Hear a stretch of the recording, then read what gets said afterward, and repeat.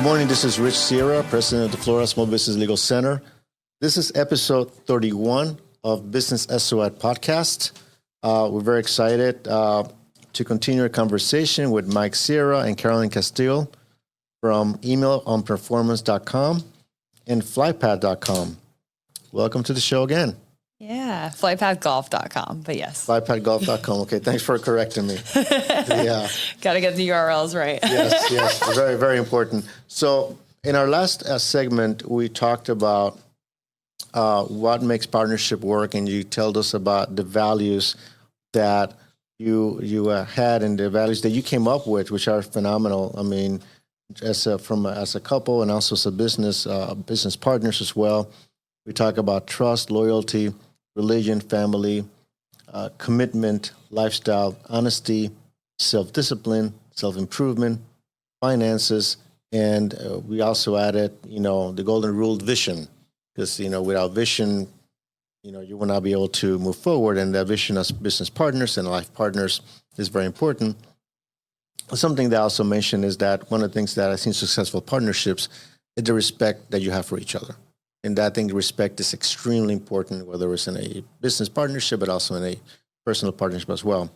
But I also want to talk to you today in this segment about your business and about clickable impact. And I know both of you are experts in digital marketing.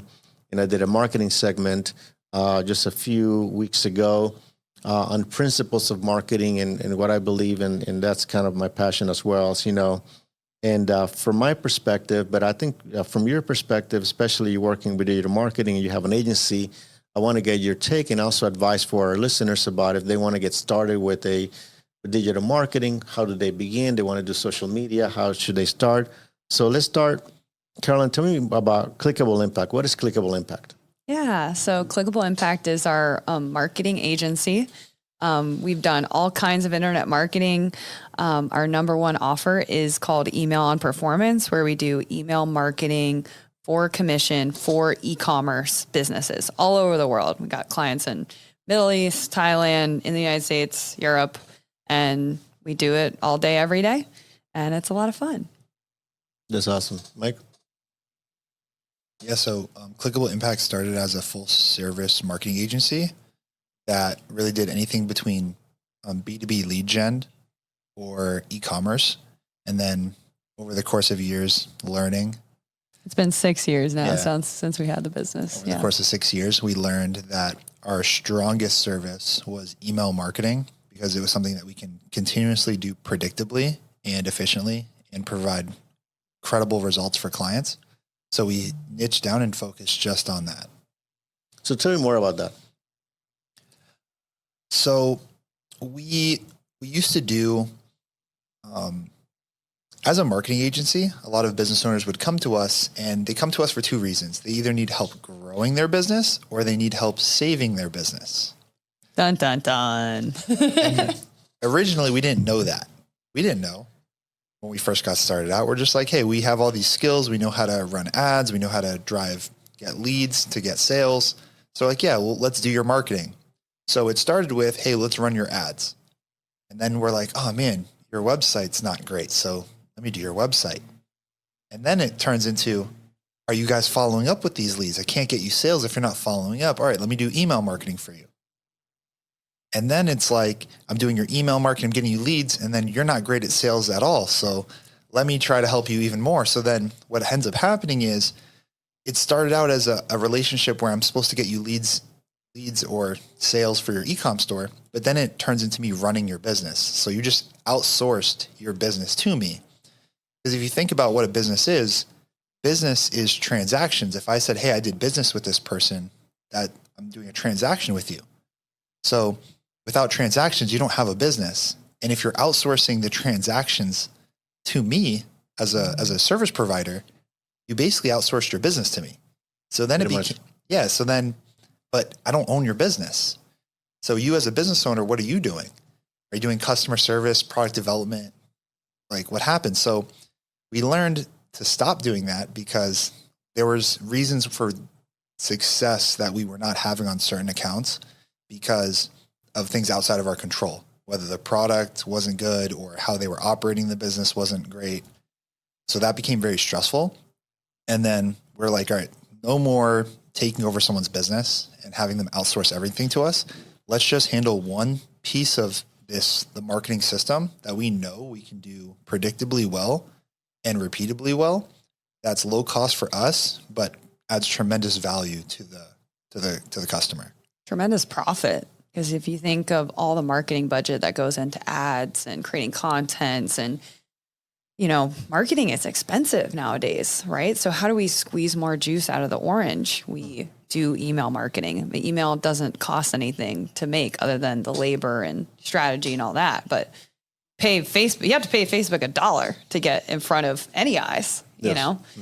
So that's where we said, okay, email is it. And that also, we didn't start the agency too, just to have an agency. We started the agency because it was supposed to be a vehicle where we not only sharpened our monetization skills every day, created a cash flow vehicle, but we also were able to find deals that we could eventually find brands that we could eventually own and build and exit, which is where, it comes full circle in my venture capital background.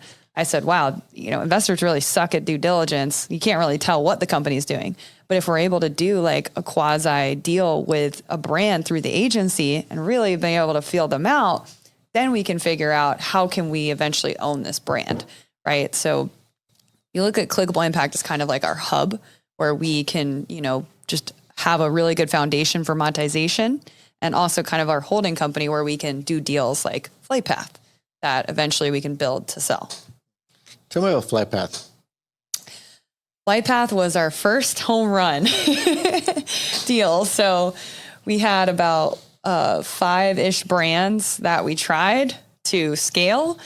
All of them kerplunked, but FlightPath. So FlightPath eventually was able to scale. We tried an almond protein powder. We were going through it this morning on the way driving here to the podcast studio. We tried an almond protein powder, a skincare brand, a sunglasses brand, a footwear brand, and eventually we tried FlightPath. Each investment into each company costed, 5-figure investment. So it wasn't cheap, but we were able to use our marketing knowledge to test it out quickly so we could figure out in 6 months, is this deal going to scale? And within 6 months, what happened with FlightPath? Yeah. So with 6 months after launching it, we had done 500,000 in sales.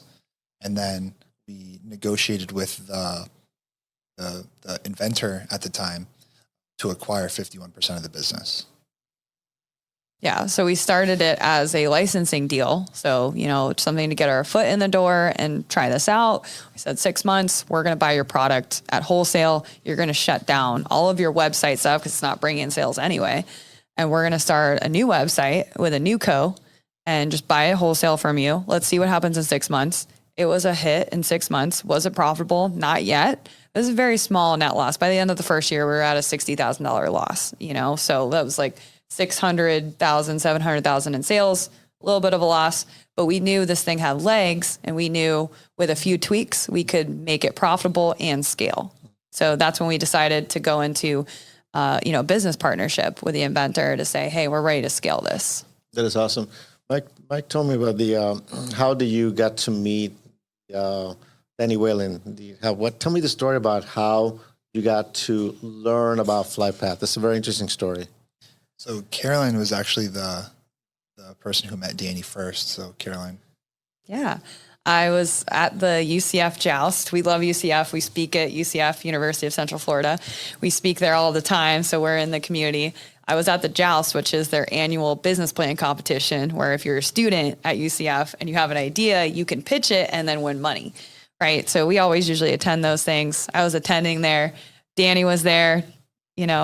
Somehow we struck up a conversation. I said, what are you up to? Asking all the students what ideas they have tinkering.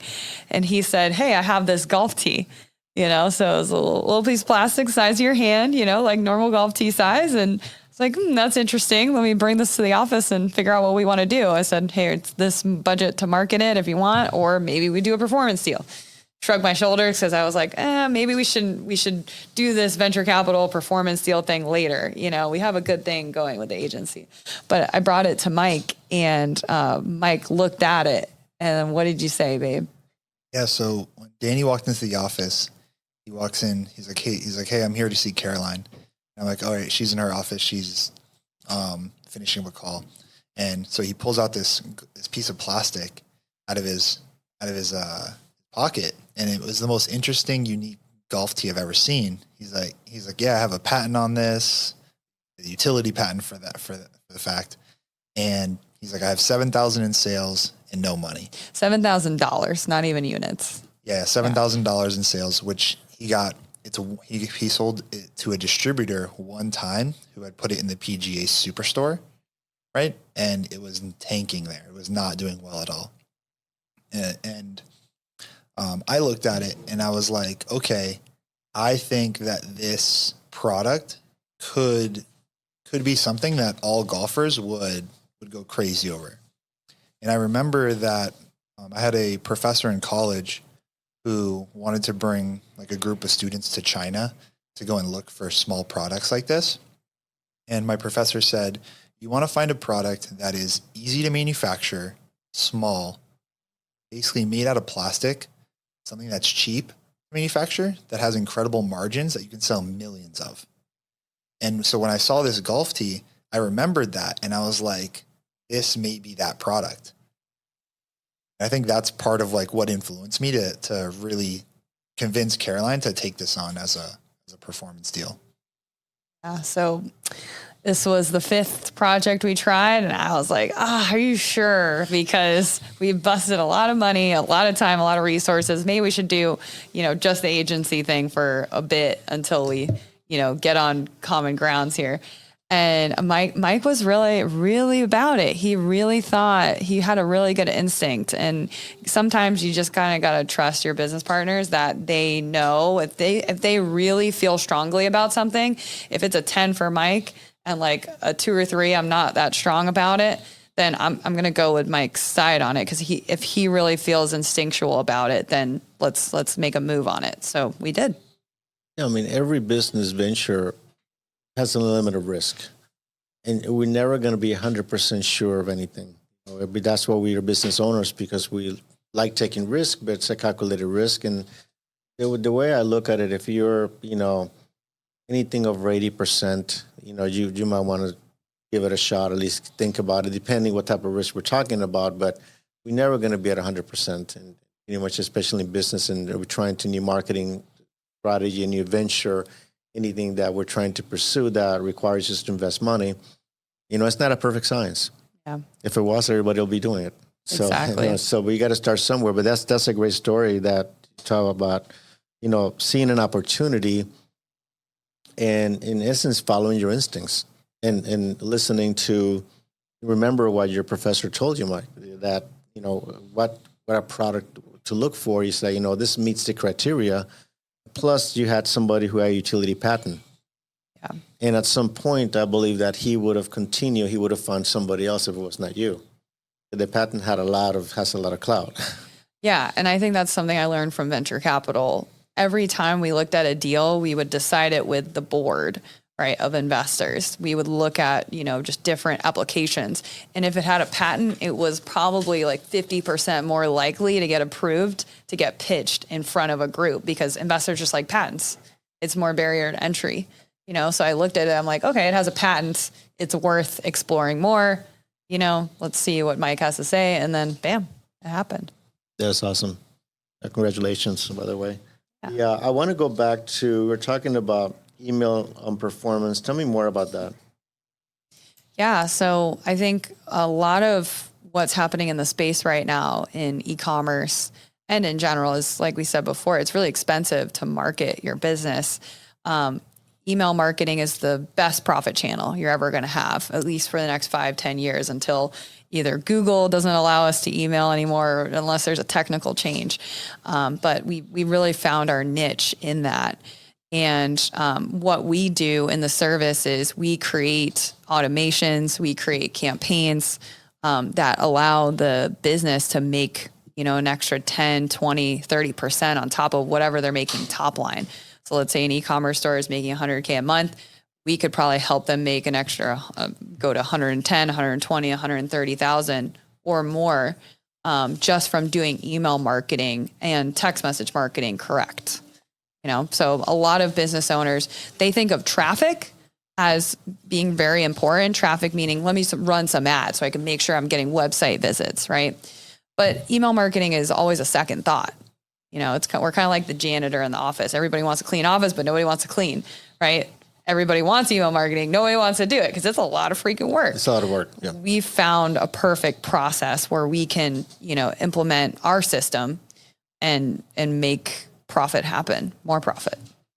So my understanding, what makes a good candidate for, a business owner listening today say, you know what, I'm selling a product. What makes a good candidate for email and performance?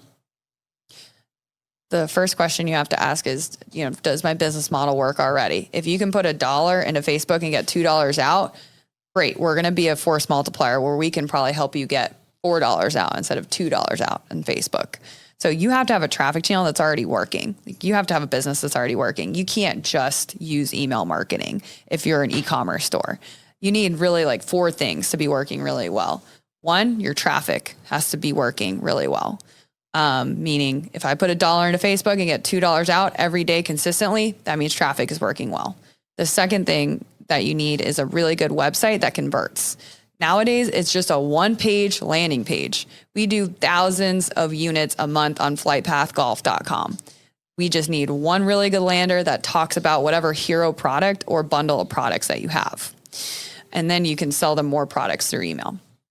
The next thing that you need is content. You need really good content, videos, graphics, 3D animations that work really well and convert online through your ads and on your website.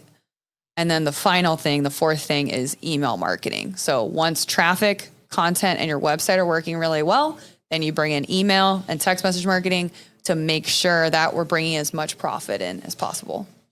So somebody calls you and said, okay, you know what, I'm interested in, I sell, haircare products, for example. So I have a couple of clients that sell haircare products, and I'm interested in email and performance. What type of evaluation would they go through? Yeah, so a lot of times a client will have Klaviyo or MailChimp or whatever email software. We'll get access to that. We'll kind of look under the hood to make sure there's no red flags. Because you could have like 100,000 emails, but are they active, right? What have you sent them in the past? Are you just sending them discounts? Are half of them inactive? Do you have a domain issue, like a domain health issue? Those are big red flags that we want to make sure we're looking at first so we can make sure we're all going to make money together. Because remember, we're paid in commission, so we want to make sure we can actually scale the email marketing. You say domain health issue. What is that? Mike, you want to go into that? Yeah, so domain health issue is when you're sending emails, Google may flag your domain as spam because you were never intentional with your sending. You were never segmenting your list, removing people who were not opening your emails. Or maybe what you're doing is you're just sending pictures that say buy my stuff and you're not actually writing any like written content within the email. So Google takes in all these different factors and then they're going to evaluate your domain and basically say, hey, you're sending spam.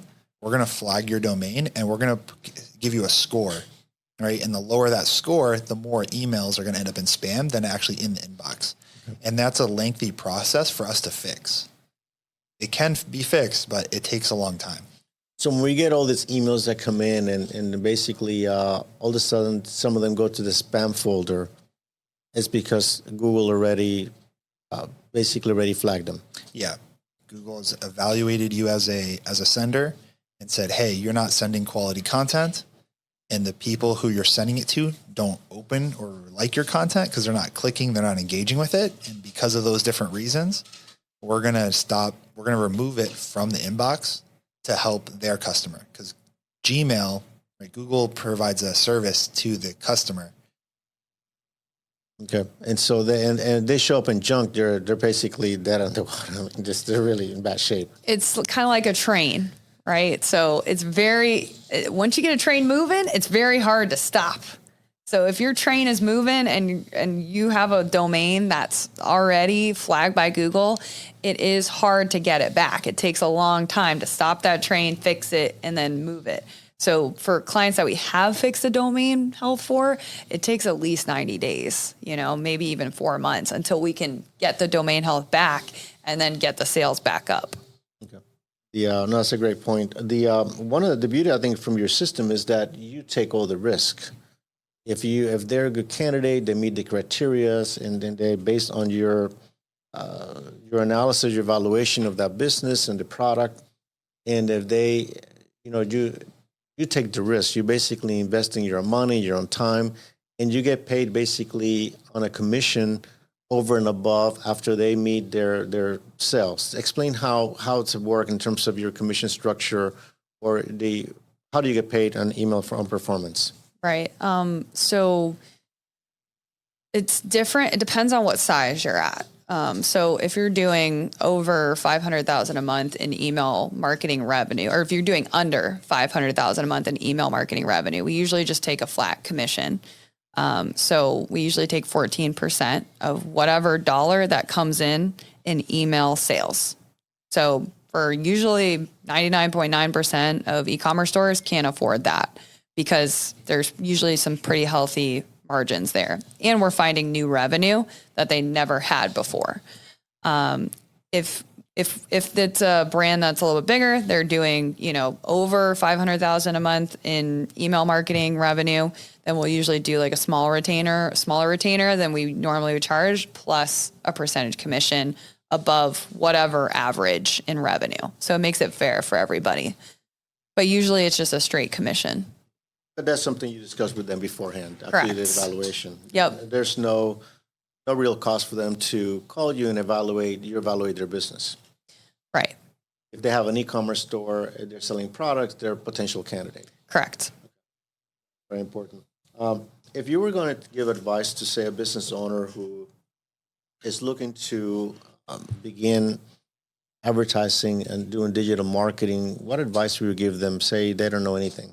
I know it's just a lot to unpack here, but how does somebody get started? At least, doing something is better than nothing. And done is better than perfect. Oh, yeah. Some business owners say, I really, I have my, Google My Business. I have a couple of social media, but how can they get started? So I guess it all starts, because we get asked this question a lot, because we have a lot of friends who are like, how do I start a business? They want to leave their corporate job and maybe it's not exciting for them anymore. So they need to buy my book first.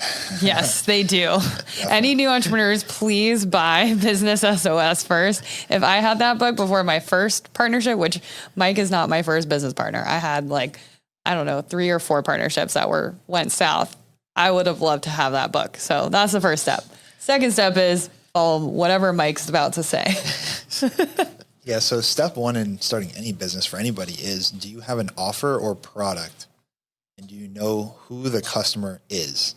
Because that's number one. Because we talk to a lot of inventors or people in startups, and they'll build a product for themselves, and they won't talk to different people about their idea until they've invested lots of money to bring it to market. And I think that's a huge mistake because they're afraid that somebody's going to steal their idea. And most people do not have the time or effort or bandwidth to really try to steal your idea. But what you're doing by talking to people about your idea is you're getting market validation. Who is the customer? Because by the time somebody comes to me with an idea, they're like, hey, I need to market this business. And I'm like, who's the customer? And they're like, oh, we don't have any customers. And I'm like, well, how did you know to come up with this product? And they're like, well, I saw that I needed this product. So, and then businesses typically fail because they made a product for them and not for the customer. You're in business to serve someone else. So that's number 1, have a product or offer.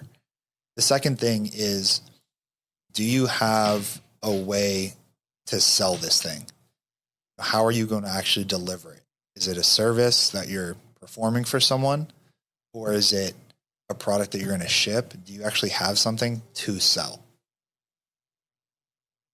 That's very important. You mentioned one of the things that I'm looking at. Which chapter is it? I think it's number 5.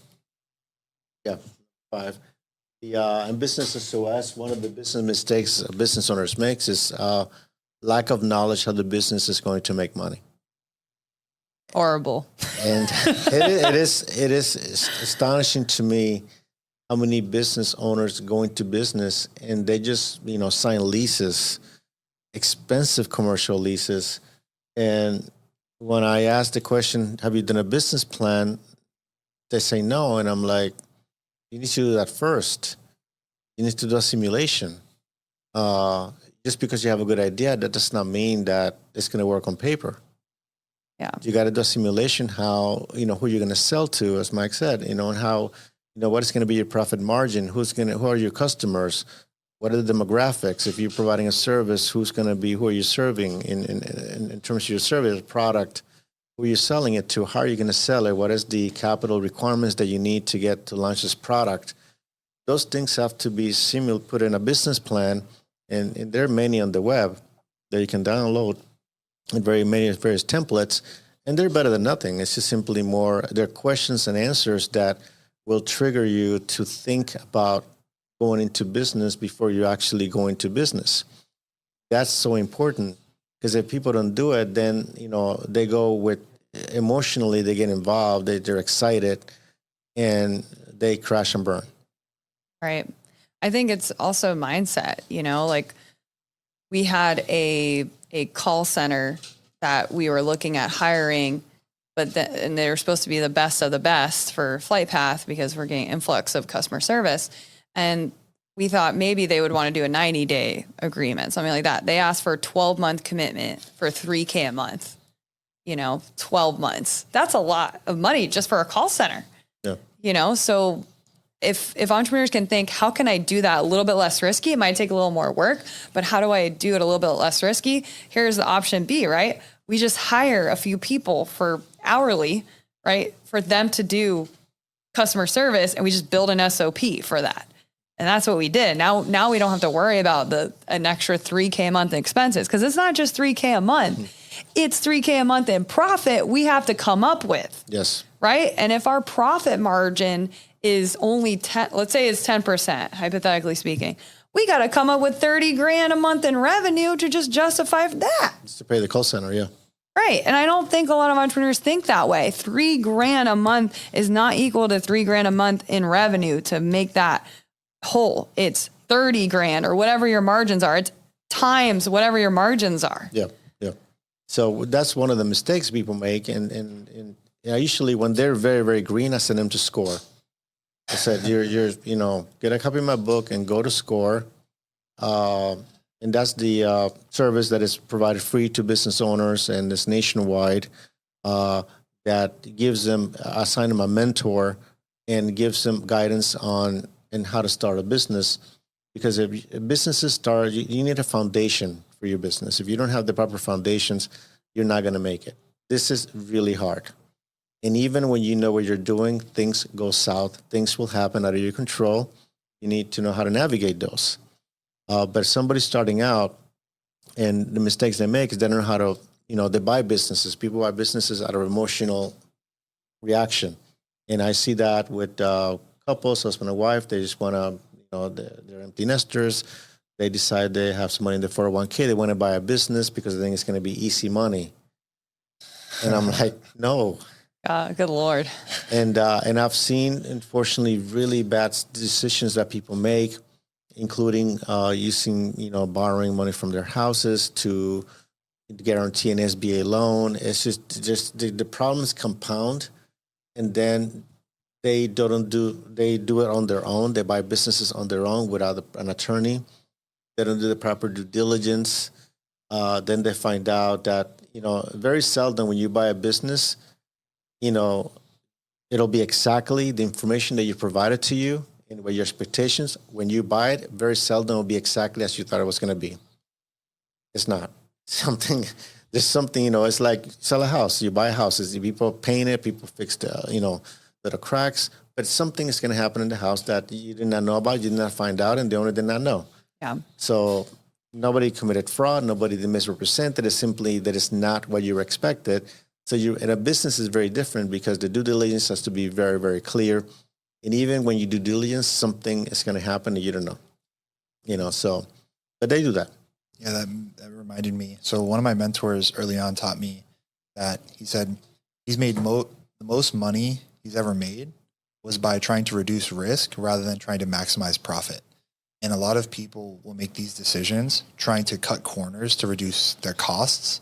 right? To maximize basically their potential. Like, hey, I'm not going to hire a lawyer because the lawyer is too expensive, right? Or I'm going to skip over some of these due diligence questions. Maybe I'm not going to hire a CPA because that's too expensive when I buy this business. And realistically, what they're doing is they're increasing their risk. And by increasing their risk, that will ultimately hurt them in the end. Because if you can just reduce your risk, you're more likely to make a lot more profit. Yeah, and it's true. Or they do decide not to go through with it, which, and I tell my clients, and I said in the podcast, if it does not work on paper, it will not work in real life. Spend the time, do a business plan, do a simulation, get an Excel spreadsheet, kind of plug in the numbers. If you have a large lease, and then if you have to know how much money, how many sales you got to make to pay that lease, meet your expenses, pay yourself a salary, run that through a spreadsheet. I mean, there are forms you can do. It's just simple math. Just add them there and figure that out. And if it does not work on paper, most likely it's not going to work. So the worst case scenario is that you spend maybe 2 hours working out some numbers and you decide not to go through with it. That's all. The worst can happen. That's it. But if you decide to go through with it, sign the lease, and then you want to do the business plan, then I'll try to get you out of the lease, which is nearly impossible. Yeah, actually, with FlightPath, the first thing that we did when we were evaluating whether to take that on as a licensing, partnership, we did exactly that. We put all the offers and all the numbers down on a spreadsheet, and we figured out, all right, if this is the cost of the product, this is the cost of shipping, here's how much it's going to cost for advertising. And we went through to figure out what we had to price this at and what type of bundled offers to get our average order value up. So basically AOV, average order value, is how much a customer will averagely spend on your e-com store, right? Whether it's $40, $60. And then that helped us understand what we had to price and sell this thing at, or what it would have to actually convert at for us to actually make money. So if those numbers didn't work out, like from the very beginning, we would not have taken this thing on. And we're constantly evaluating those numbers. Like, we're looking at launching in Europe. Whenever you do something inside of your business, you always have to evaluate it as a new business decision. Is this going to work? There's different KPIs and metrics that we look at, for the agency, which is a completely different business model than FlightPath, right? What's the monthly profit we're making?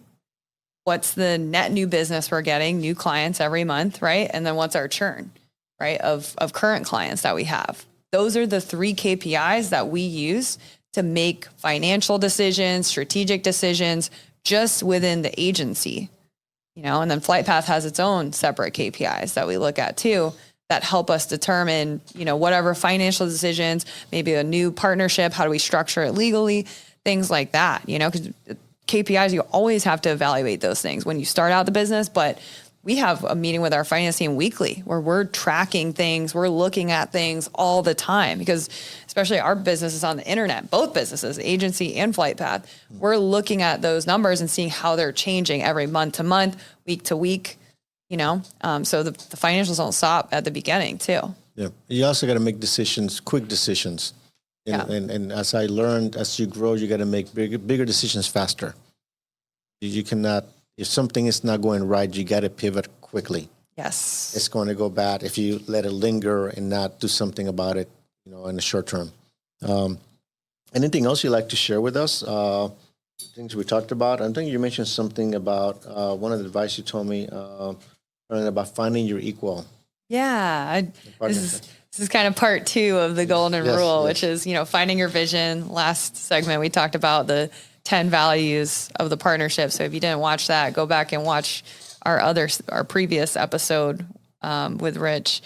I think one really good piece of advice that my parents gave me when I was growing up, my mom and I would pray at night. One of our prayers when I was a teenager, we would pray that whoever I married, they would always learn their lessons and they would mature like I would mature, like when I grew up, and then after that, my mom would say, Caroline, always make sure whoever you date, make sure they're your equal. The way they make decisions, their intellect, their ambitions, always find your equal, So that was like one theme that I kept in mind when I was dating people, when Mike and I started dating. And that's who I really found. And that's also really important when you're going into personal relationships, Not only do I find my equal, and obviously we're different people. We're not the same people, but we found each other we have like the same type of everything, like skills and things like that, ambitions, all those things. Maureen gave you great advice. Yeah. Yeah. Well, I'm very excited that you guys came. I joined them. Finally, we got you here on my podcast. I think it's the longest conversation we ever had, right? Yeah, maybe. I know we nerd out on marketing all the time. So we always say, hey, what's the new technique you got since I last saw you? No, this is very exciting. I'm glad you joined. We learned something new about each other. So that's always great. And, obviously I'm very proud of both of you. I love you both. And I'm very, very excited that you're here with us. And, come back. I think you will have great things going to happen for you. I had a great time. Professionally and personally. But thank you for joining the show. I also want to add it's an honor to be your future daughter-in-law too. And I also want to say aside from being family, I've really enjoyed working with you. And just for the audience, Rich has helped us with all of our legal counsel, with all of our businesses. He's been very instrumental. So just on a business level, if you're looking at working with Rich in any capacity, I trust him with anything. I think he's done a great job with all of our transactions. So thank you so much for all your mentorship, your legal help, your regular help. Thank you. So we love you and we appreciate you. Thank you. Love you too. It's always fun to see you grow. You guys have grown a lot in the business, so I'm very excited. Yeah. So let me close the show. If anybody wants to, first of all, how can people reach you? Right. If you want to reach out to the agency, you can go to emailonperformance.com. If you want to reach out to Mike or myself personally, you can go on LinkedIn, Mike Sierra. Just look up Mike Sierra on LinkedIn, or myself, Caroline Castille. You can look us up on LinkedIn or Instagram, YouTube. If you want to look up our Flight Path Golf brand more, you can go to flightpathgolf.com. You can buy our products right on there. And we'll be happy to help if you have any marketing needs, or if you just want to grab a coffee, ask some questions. We've been given a lot. Our mentors have given us a lot, so we want to pay it forward, help answer your questions too. So. That is awesome. We're also going to have a link to your website in our show notes, both in the podcast and also on the YouTube channel as well. Awesome. So people will be able to reach you that way. So if anybody wants to reach me, now remember you have a legal question you'd like me to answer for you. And if I select you, you get a free copy of our book, Business SOS, 8 Common Legal Mistakes Business Owners Make and How to Avoid Them. Send me an email at richsierra.com.